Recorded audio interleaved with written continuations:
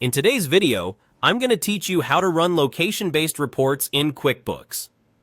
To get accurate location-based reporting, the very first thing you need to do is make sure location tracking is turned on in your QuickBooks company settings. That way, every transaction can be tagged to a store, branch, region, or any other location you define, and your reports will be able to group and filter by those locations.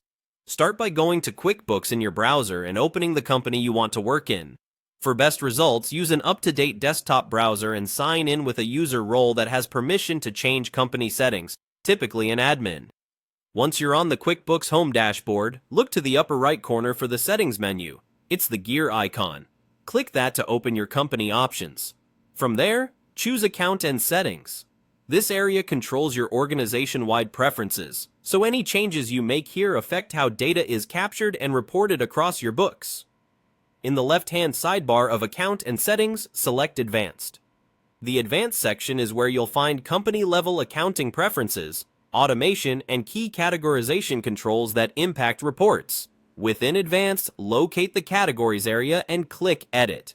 This reveals options that let QuickBooks add extra categorization fields to your forms and transactions. Here, turn on the setting to track location. When location tracking is enabled, QuickBooks adds a location field to supported transactions, like invoices and expenses. That field allows you to assign each transaction to a specific place, such as a store, warehouse, territory, or department, so your reporting can break out totals by location. A few tips as you enable this. Decide in advance how you want to name locations and keep those names consistent. Clear, consistent naming makes your reports far easier to read later. Also, note that locations and classes are different tools in QuickBooks. Locations generally apply to the entire transaction, while classes can be used at the line level. If you already use classes, turning on locations gives you an additional lens for analysis without replacing your existing setup. Once tracking is on, new transactions will include the location field going forward. You can always review your forms to confirm the field appears where you expect. Historical transactions won't retroactively get a location, so if you need older data segmented, plan time to edit those entries.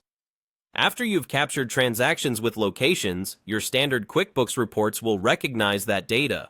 You'll see location filters and groupings available in many reports, allowing you to view performance by site, compare regions, and analyze trends with confidence. And that's it. By enabling location tracking in Account and Settings under Advanced, you've taken the key step that makes location-based reports possible in QuickBooks.